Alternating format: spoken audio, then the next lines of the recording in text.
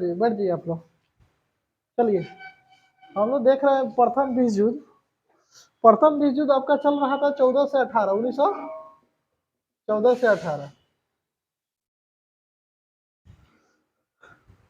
अब प्रथम विश्व युद्ध के दौरान अंग्रेज घोषणा किया कि मेरा मदद कीजिए और आज़ादी के बाद भारत को आज़ाद करने के बारे में सोचा जाएगा। तो पूरा भारतीय मदद किया और गांधी जी भारतीय लोगों को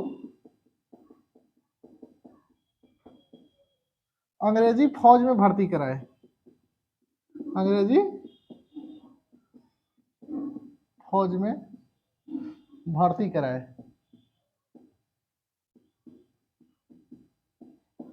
प्रथम युद्ध के दौरान अंग्रेज हार रहा था। अंग्रेज हम लोग के ऊपर था, तो हम लोग का बोला कि आप लोग सपोर्ट कीजिए। जब प्रथम विश्व युद्ध समाप्त हो जाएगा तो आप लोग को आज़ादी देने के बारे में सोचा जाएगा। तो गांधी जी को लगा कि सही बात है, क्योंकि हम लोग हैं दिल से बहुत फ्रेश आदमी हैं, किसी की बात पर विश्वास बहुत तुरंत कर लेते हैं, और जो जैसा रहता है ना वो वैसा ही सोचता है। तो गांधी जी सच्चे व्यक्ति थे, तो इनको लगा कि अंग्रेज भी सच्चा, लेकिन अंग्रेज तो अंग्रेज ठहरा। अब इसी कारण अंग्रेज ने गांधी जी को कैसर ए हिंद का उपाधि भी दिया था। किसका उपाधि दिया था? क्यों दिया था? अंग्रेज ने गांधी जी को कैसर ए हिंद का उपाधि दिया था। क्यों दिया? क्योंकि गांधी जी अंग्रेज का मदद कर रहे थे। तो अंग्रेज बोला कि भारत का ताज, कैसर मतलब होता है ताज। क्या होता है? मतलब भारत का सबसे महान आदमी कौन है? गांधी जी। अंग्रेज तो अपने सपोर्ट के लिए बोल रहा था। अब गांधी जी को उम्मीद था कि जैसे ही झगड़ा खत्म होगा भारत को आज़ादी के बारे में सोचा जाएगा। जब खत्म हुआ कब?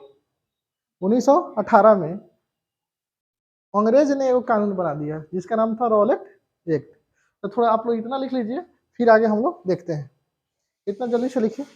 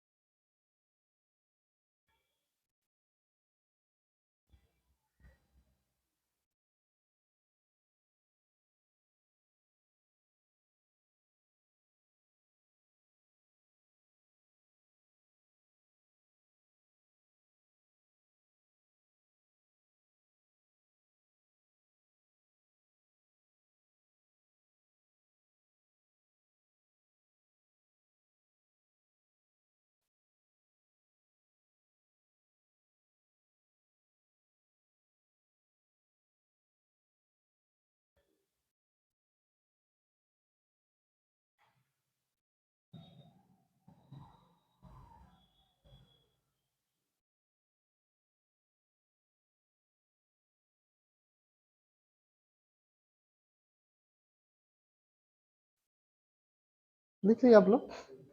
अब जैसे प्रथम विश्व युद्ध कब समाप्त हुआ?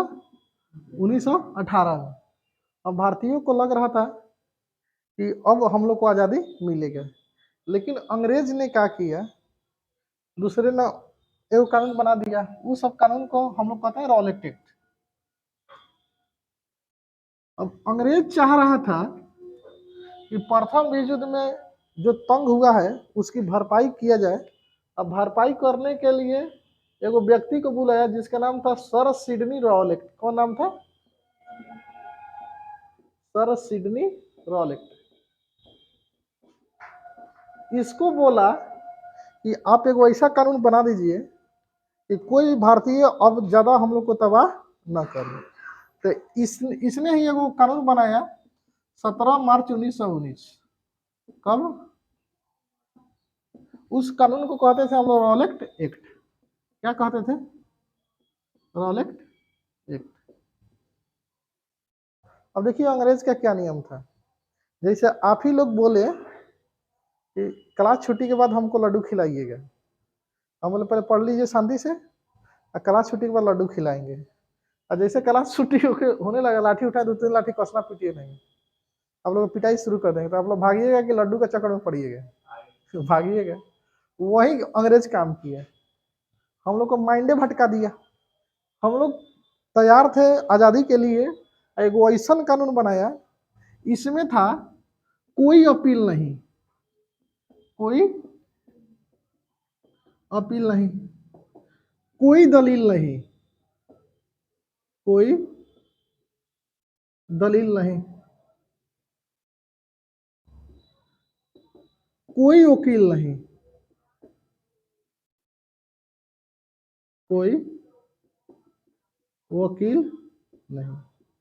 मतलब इस कानून के तहत आपको गिरफ्तार किया जाएगा तो आप कहीं भी अपील नहीं कर सकते। आज है कि आपको गिरफ्तार किया जाता है तो district court, high court, supreme court जा सकते हैं, लेकिन इस कानून के तहत गिरफ्तार व्यक्ति कहीं नहीं जा सकता, कोई दलील नहीं दे सकता है। जैसे आज गिरफ्तार होते हैं तो आप बोलते हैं कि हम चोर नहीं, हम साथ है, क्या गिरफ्तार किए, उस समय ये नहीं सुना जाएगा। आज है कि गिरफ्तारी के बाद आप वकील रख सकते हैं, लेकिन उस समय नहीं रख सकते। इसीलिए भारतीयों ने इसको कहा ब्लैक कानून, काला कानून। क्या कहा? काला कानून, है कि नहीं? अब भारतीयों को बहुत बुरा लगा। एक तो हम लोग किस उम्मीद में मदद किए थे अंग्रेज का, किस उम्मीद में मदद किए थे? आजादी मिलेगा। आई कैसा आजादी दिया? बोलने से भी बंद कर दिया। अब इसी के खिलाफ में, किसके खिलाफ में? 6 अप्रैल को, कब? 6 अप्रैल 1919 को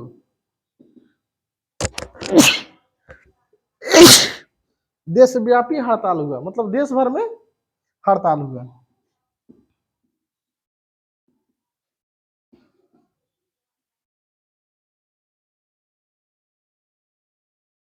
हड़ताल हुआ।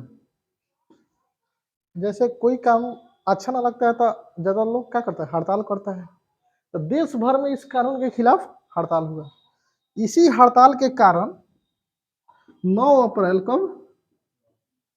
9 अप्रैल 1919 को दो गो बड़े व्यक्ति, जिनका नाम था सतपाल और किचलू, क्या नाम था? डॉक्टर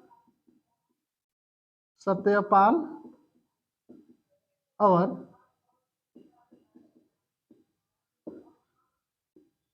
किचलू को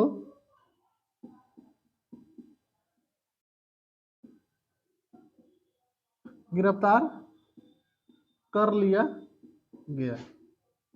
अब जैसे गिरफ्तार कर लिया गया 13 अप्रैल को, कब? थोड़ा जल्दी से इतना लिखिए, फिर हम लोग आगे बढ़ते हैं। इतना जल्दी से लिख लीजिएगा।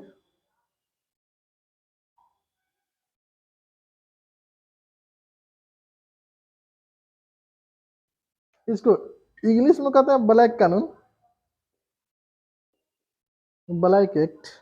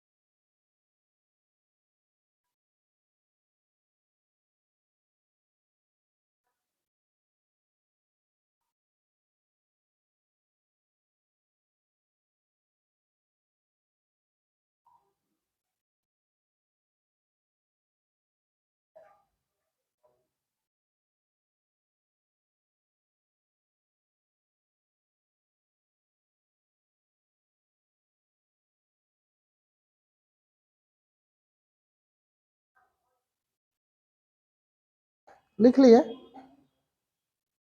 ये बात समझ में आ रहा है? सत्यपाल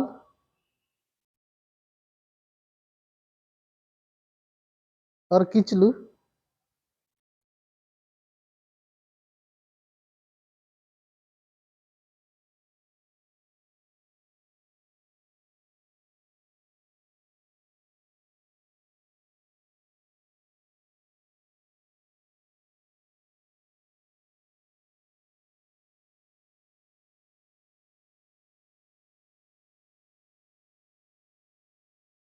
हो गया। इसको मिटा दिया जाए। तो रोलेट एक्ट कब पास हुआ? हड़ताल कब किया गया? और गिरफ्तार कब किया गया? किस कानून को ब्लैक कानून कहा जाता है? Rowlatt act. भारतीयों ने इसको क्या कहा? ब्लैक कानून, काला कानून। अब इसी कारण 13 अप्रैल को आगे बढ़ाते चलिएगा। 13 अप्रैल 1919 को जालियांवाला बाग हत्याकांड हुआ। क्या हुआ? अब देखिए क्या था। एक तो अमृतसर में बाग था। बाग मतलब समझ रहे? बगीचा। बगीचा पंजाब में हुआ था, अमृतसर में। अब थोड़ा याद ध्यान दीजिए। एक बाग था पंजाब के, कहा? अमृतसर।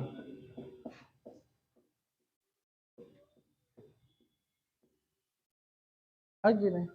उसमें एक कुआं था। कुआं इनार कहते हैं। क्या कहते हैं गांव में? एक पेड़ था। है कि नहीं? एक मंच बना हुआ था चबूतरा, जिस पर भाषण उषण देने के लिए।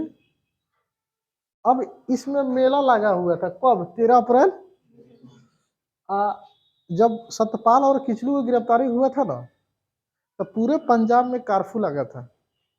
ज्यादा लोगों को इकट्ठा होने की आजादी नहीं थी। इस समय पंजाब के जो गवर्नर थे, उनका नाम था जनरल ओ डायर। क्या नाम था? General O Dyer. अमृतसर का जो ब्रिगेडियर था,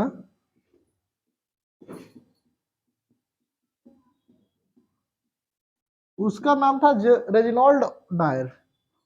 दोनों में डायरे हैं। Reginald Dyer. है कि नहीं? अब जैसे बिहार के मुख्यमंत्री कौन है? मोतिहारी के एसपी तो दूसरा कोई हो ना, लेकिन संयोग से दोनों में डायर था। है कि नहीं? अब मेला का परमिशन ले लिया गया। अब मेला लगा हुआ था, बहुत भीड़ था इसमें। अब दो तीन को राष्ट्रवादी लोग घुस गया इधर से, अब मंच पर चढ़ गया। मंच पर चढ़ के माइक में अंग्रेज का एकदम गरियाने लगा सब अंग्रेज को।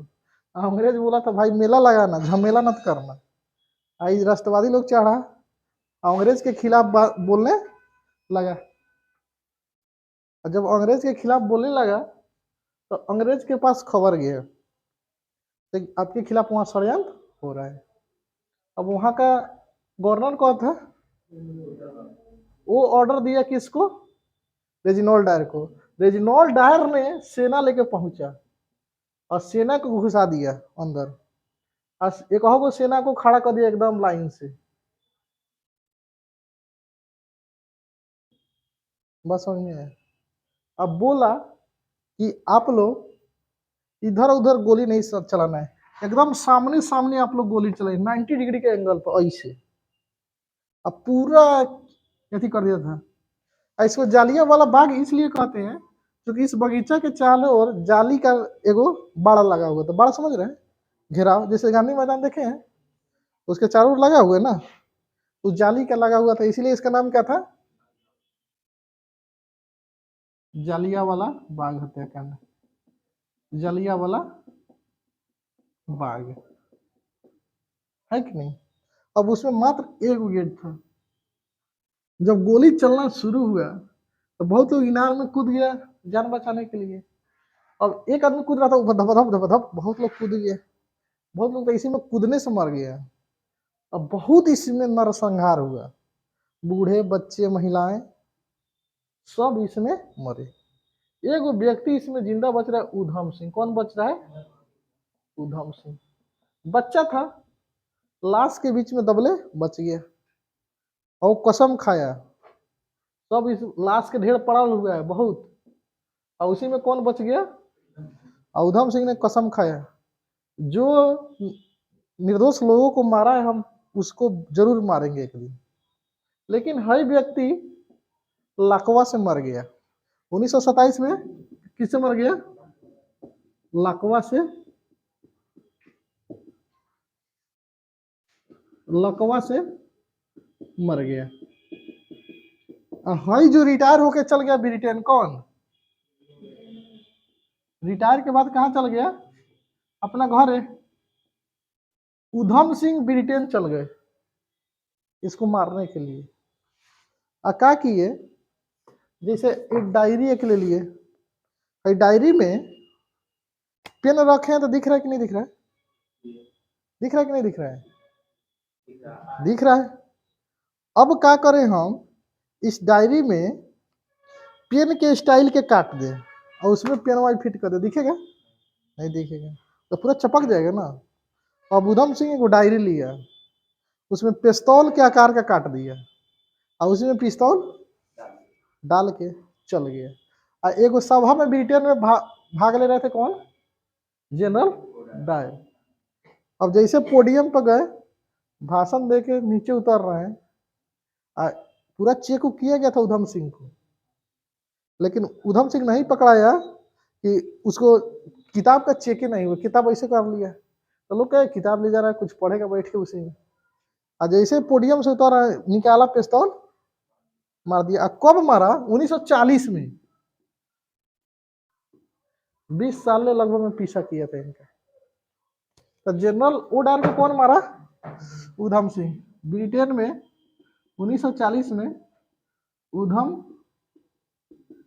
सिंह ने मार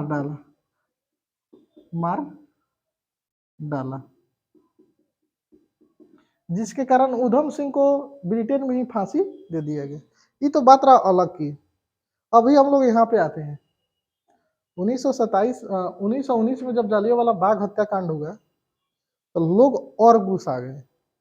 एक तो प्रथम विश्व युद्ध में वादा खिलाफी किया था, बोला था दे देंगे लड्डू, दे दिया लाठी, है कि नहीं? तो इसे लोग खिसियाल था। अब प्लस जब इसमें लोग मर गए ना तो और लोग खिसिया गया। इस घटना के जांच के लिए और लोगों के संतुष्टि के लिए अंग्रेज वो कमेटी बनाया जिसका नाम था हंटर आयोग। क्या नाम था? तो जालियांवाला बाग हत्याकांड के जांच के लिए कौन आयोग बना था? जांच के लिए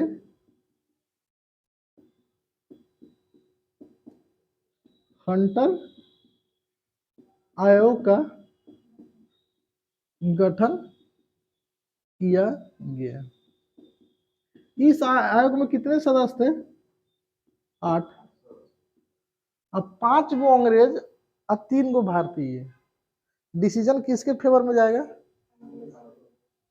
इस समिति ने कहा कि जो भी काम हुआ है जायज है। जितने लोग मरे हैं ये अंग्रेजी सत्ता के खिलाफ उल्टा बोल रहे थे तो मारा गया है। अंग्रेजी सत्ता का विरोध नहीं करते तो इनको हम लोग नहीं मारते। ये दोनों को एथिस्ट ठहरा दिया, उचित है। लेकिन भगवान बख्शा नहीं, किससे मर गया? इसको तो उधम सिंह ठोक दिया। बात समझ में है? यही है जलियांवाला बाग हत्याकांड। कब हुआ? गोली चलाने का आदेश कौन दिया? Reginald Dyer. ये ना बोला सीधा गोली चलाओ। तो जनरल वो डायर उस समय का गवर्नर था और रेजिनाल्ड डायर उस समय का ब्रिगेडियर था। ये सैनिक को गोली चलाने का आदेश दिया था। थोड़ा इस तरह से आप लोग बना लीजिए, इसको स्टॉप कर दीजिए।